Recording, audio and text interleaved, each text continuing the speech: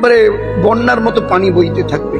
ওই সময় কাবাকে যখনই চোখের দিকে আস্তে করে মাথা তুলে দেখলাম, দেখার সঙ্গে সঙ্গে এবারে আল্লাহু আকবার, আল্লাহু আকবার, আল্লাহু আকবার, লা ইলাহা ইল্লাল্লাহ, লা ইলাহা ইল্লাল্লাহ, লা ইলাহা ইল্লাল্লাহ, আলহামদুলিল্লাহ, আলহামদুলিল্লাহ, আলহামদুলিল্লাহ।